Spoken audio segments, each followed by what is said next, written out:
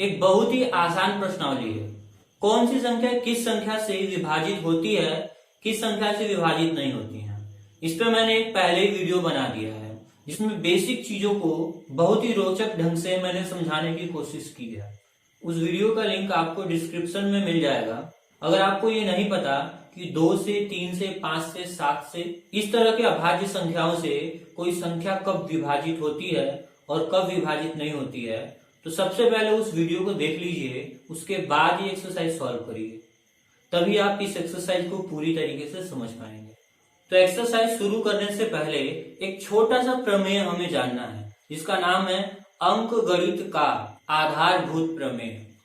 इस प्रमेय में हमें बताया गया है कि प्रत्येक भाज्य संख्या को अभाज्य संख्याओं के गुणनफल के रूप में व्यक्त किया जा सकता है।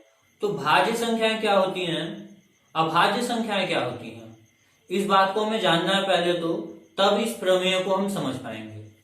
तो सबसे पहले अभाज्य संख्याओं को हम समझें तो 2, 3, 5, 7, 11 और ऐसे ही आगे जैसे कि 13, 17, 19 इस तरह के नंबर को हम अभाज्य संख्याएं कहते हैं। आखिर क्या खास बात है इन संख्याओं की, क्यों इन्हें अभाज्य संख्या कहते हैं?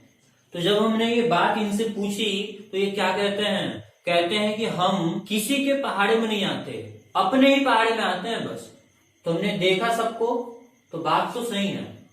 5 हो गया, 7 हो गया, 11, 2, 3 ये सारे नंबर अपने ही पहाड़े में आएंगे। मतलब ये नंबर किसी भी नंबर से भाज्य नहीं है, किसी भी नंबर से कटते नहीं है, इसीलिए तो इसे अभाज्य संख्या कहते हैं। जो किसी से विभाजित न हो वही है अभाज्य। तो किसी की हिम्मत नहीं है, कोई ऐसी संख्या नहीं है जो इन संख्याओं को काट दे। अगर आपको अभाज्य संख्याओं के बारे में विस्तार से जानना है तो आप क्लास 9th के पहले चैप्टर का लेक्चर 3 देख सकते हैं, उसका भी लिंक मैंने डिस्क्रिप्शन में दे दिया है। अब हम भाज्य संख्या को समझ लें। भाज्य संख्याएं क्या होती हैं? तो भाज्य संख्याएं हम उन संख्याओं को कहते हैं जिन संख्याओं को ये अभाज्य संख्याएं विभाजित कर देती हो, मतलब काट देती हो। जैसे हम कोई नंबर ले लिए 6, इस 6 को ये 2 भी काटने के लिए तैयार है, 3 भी काटने के लिए तैयार है। तो ये एक ऐसी संख्या है जिसको ये अभाज्य संख्याएं काट सकती हैं, इसीलिए इसको हम भाज्य संख्या कहते हैं। तो जब इस 6 को 2 भी काट सकता है, 3 भी काट सकता है, तो अगर हम 6 का अभाज्य गुणनखंड करें, इसके गुणनखंडों को देखें, तो यहाँ पे हमें 2 गुणे 3 मिल जाएगा। ये एक भाज्य संख्या था, लेकिन ये दोनों अभाज्य संख्याएं हैं। मतलब किसी भी भाज्य संख्या को अभाज्य संख्याओं के गुणनफल के रूप में दिखाया जा सकता है, और यही बात अंकगणित का आधारभूत प्रमेय कहता है। प्रत्येक भाज्य संख्याओं को अभाज्य संख्याओं के एक गुणनफल के रूप में व्यक्त किया जा सकता है, और यह गुणनखंड अभाज्य गुणनखंडों के आने वाले क्रम के बिना अद्वितीय रहता है। हमने एक संख्या ले लिया 24, और इस 24 का हम अभाज्य गुणनखंड करें तो सबसे पहले 2 से भाग देंगे, 12 बार में जाएगा, फिर 2 से देंगे तो 6 बार में, फिर इसका आधा करेंगे तो 3, अब 3 से दे देंगे तो 1 आधा। तो इस 24 को हम लिख सकते हैं 2 गुणे 2 गुणे 2 गुणे 3। चलो एक बार फिर इस 24 का हम गुणनखंड करेंगे। तो 24 का गुणनखंड हम फिर करने जा रहे हैं, लेकिन इस बार हमने पहले 3 को चुना, हम 3 से पहले भाग देंगे। तो 3 से जब हमने भाग दिया तो ये 8 बार में आएगा, फिर 2 से देंगे तो 4, फिर 2 से देंगे तो 2, फिर अगर 2 से दे दे तो 1 हो जाएगा। फिर से इसको हम लिख लें तो 24 को हमने फिर लिखा तो 3 गुणे 2 गुणे 2 गुणे 2। तो 24 एक भाज्य संख्या था, लेकिन इधर जितने भी नंबर मिले हमें वो अभाज्य संख्या है। भाज्य संख्याओं को अभाज्य संख्याओं के गुणनफल के रूप में हमने व्यक्त किया, यही बात तो आधारभूत प्रमेय ने बताया था। और उसने ये भी कहा था कि अगर इन गुणनखंडों का क्रम हम न बदलें, उसी क्रम में लें, तो वो अद्वितीय होगा। अद्वितीय होगा मतलब एक जैसे होंगे, अलग अलग नहीं होंगे। तो क्या ये दोनों अलग अलग हैं? तो बिल्कुल नहीं। यहां पर 2 3 बार है, 3 1 बार है, यहां पे भी 2 3 बार है, 3 1 बार है। तो गुणनखंडों में कोई अंतर नहीं है। तो अलग अलग गुणनखंड कहाँ मिले हमें? गुणनखंड तो एक ही मिल रहे हैं, अद्वितीय गुणनखंड प्राप्त हो रहे हैं अगर हम क्रम को ध्यान न दें तो। यही बात अंकगणित का आधारभूत प्रमेय हमें बताता है। तो आइए अब हम सॉल्व करते हैं एक्सरसाइज 1.2 का पहला क्वेश्चन। अभी अभी हमने जाना अंकगणित का आधारभूत प्रमेय, जिसमें बताया क्या गया था कि भाज्य संख्याओं को अभाज्य संख्याओं के गुणनफल के रूप में व्यक्त किया जा सकता है। तो इस पहले क्वेश्चन ने कह दिया कि अगर ऐसी बात है तो चलो 140 के साथ ऐसा करके दिखाओ। हम जानते हैं 140 भाज्य संख्या है और करना क्या है, हमें इसे अभाज्य संख्याओं के गुणनफल के रूप में व्यक्त करना है। इतना आसान काम कि क्लास 5 का 6 का बच्चा भी अगर देखे तो समझ जाए। सबसे पहले इस 140 को हम यहां लिख लेंगे और ऐसे बना लेंगे। अब अभाज्य संख्याओं के पास जाएंगे, 2 से पूछेंगे क्या इसको काट दोगे? तो ये एक सम संख्या है तो कहा 2 ने हाँ काट दूंगा। 2 को हम बुलाकर लाए, 2 के पहाड़े में 14 7 बार में आता है, इस 0 को भी लिख लेंगे। फिर से तो सम संख्या है ना, तो फिर 2 को ले लो। तो अब 70 का आधा कर दिए तो 35। अब तो ये विषम संख्या है तो 2 के मान का नहीं है। 3 से पूछो तो जोड़ लो तो 5 और 3 8, 8 3 के पहाड़े में नहीं आता, मतलब 3 से भी नहीं होने वाला। 5 को बुलाकर लाओ क्योंकि 5 के पहाड़े में 35 7 बार में आता है और 7 तो खुद अपने पहाड़े में आएगा 1 बार में। तो इस तरह से इसका हमने अभाज्य गुणनखंड निकाला। और नीचे क्या लिखना है, 140 बराबर जितने नंबर यहां मिले उन्हीं को गुणा करके लिख लेंगे। तो 2 गुणे 2 गुणे 5 गुणे 7। क्या इस बात को हम ऐसे नहीं लिख सकते? यहाँ पे 2 हमें 2 बार दिखा तो 2 पे पावर 2 लिख लें, गुणा 5 गुणे 7। बस हो गया हमारा काम। जो 140 था उसे अभाज्य संख्याओं के गुणनफल के रूप में हमने लिख लिया। दूसरे प्रश्न में भी यही काम। तो सबसे पहले 156 को हम यहां लिख लेंगे, ऐसे हम बना लिए।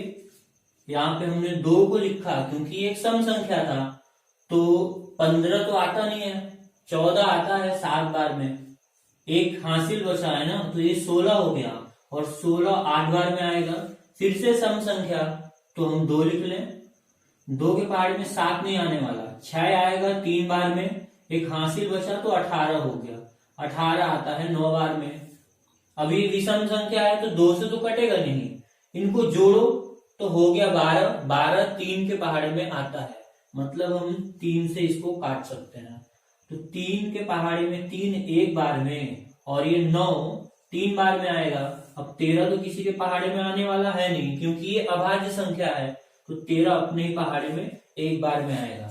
यहाँ पे हम लिख लेंगे 156 बराबर 2 गुणे 2 गुणे 3 गुणे 13। तो 2 गुणे 2 गुणे 3 गुणे 13, इसे हम लिख सकते हैं 2 का स्क्वायर गुणे 3 गुणे 13। यही हमारा आंसर हो जाएगा। तीसरे क्वेश्चन में हमें दिया गया है 3825।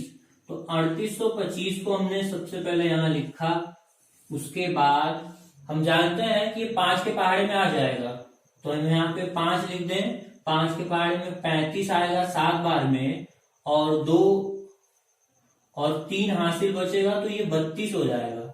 32 तो आएगा नहीं, 30 आएगा 6 बार में, फिर ये 25 आएगा 5 बार में, फिर से लास्ट में 5 है, मतलब 5 से फिर से भाग दे। तो जब 5 से हम भाग देंगे तो 7 आएगा नहीं, 5 आएगा 1 बार में, 2 हासिल होगा 26 हो जाएगा। 26 तो आएगा नहीं, 25 आएगा 5 बार में। अब 1 हासिल रहेगा तो ये 15, अब 15 आता है 3 बार में। अब ये 2 से नहीं कट सकता, लेकिन अंकों को जोड़ लो तो 5 1 6, 6 3 9, तो 9 तो 3 के पहाड़े में आता है ना, तो हम 3 यहाँ लिख लें। 3 के पहाड़े में 15 5 बार में आएगा और ये 3 1 बार में आएगा। फिर से ये 3 के पहाड़े में आएगा क्योंकि इनको जोड़ने पर 6 हो जाएगा। तो 3 हमने लिख लिया, और 5 आता नहीं 3 के पहाड़े में, 3 आता है एक बार में, और 2 हासिल बचा तो 21 हो गया, 21 आएगा 7 बार में। अब 17 तो किसी पहाड़ में नहीं आने वाला क्योंकि अभाज्य संख्या है, तो इस 17 को हम ऐसे लिख लेंगे एक बार में। अब यहाँ पे हमें लिखना है 3825 बराबर 5 गुणे 5 गुणे 3 गुणे 3 गुणे 17। इस 5 को 2 बार है इसलिए हमने ऐसे लिख लिया, 3 भी 2 बार था तो 3 पे भी हमने स्क्वायर कर लिया, 17 को ऐसे लिखेंगे। ये हमारा आंसर हो गया। चौथे प्रश्न में हमें 5005 को अभाज्य गुणनखंड के रूप में बदलना है, तो हमने 5005 को यहां लिख लिया, ऐसे बना लिए। यहाँ पे 5 क्यों लिख रहे हैं? क्योंकि लास्ट में 5 आया था। अब 5 के पहाड़े में 5 आएगा एक बार में, इन दोनों जीरो को भी लिखेंगे, ये 5 आएगा एक बार में। अब ये नंबर 2 से नहीं कटने वाला, 3 से भी नहीं कट पाएगा, ना ही 5 से कट पाएगा। 7 से चेक करें तो 7 के पहाड़े में ये 10 नहीं आएगा, एक बार में 7 ही आएगा। अब 3 बचेगा तो ये 30 हो जाएगा, और 30 तो आएगा नहीं, 28 आएगा 4 बार में, और 28 आया था तो 2 बचा है, तो ये हो गया 21, और 21 आता है 3 बार में, तो 7 से ही कट गया। अब ऐसे हमें सोचना पड़ेगा आगे, तो 143 अब सीधे 11 के टेबल में आएगा, तो हमने यहाँ 11 को लिखा है, 11 के पहाड़े में 14 नहीं आएगा, 11 आएगा एक बार में, फिर 3 बचेगा तो 33 हो जाएगा, और 33 आता है 11 के पहाड़े में 3 बार में, और 13 को 13 से हमने भाग दिया तो 1 मिल गया। तो इस तरह से 5005 को हमने 5 गुणे 7 गुणे 11 गुणे 13 के रूप में बदल दिया। तो यही हमारा आंसर हो जाएगा। 5वें प्रश्न में 7429 दिया गया है, इसे हमें फैक्टर करना है। तो जब इस संख्या को हम 17 से भाग देंगे तो आएगा 434, 434 बार में ये जाएगा। आगे इस संख्या को हम काटेंगे तो 19 से कटेगा, तो 19 से काटने पर 23 मिल जाएगा, और हम जानते हैं कि 23 किसी से नहीं कटता, 23 अपने आप से कटेगा एक बार में। तो इस तरह से 7429 को हम 17 गुणे 19 गुणे 23 के रूप में लिख सकते हैं।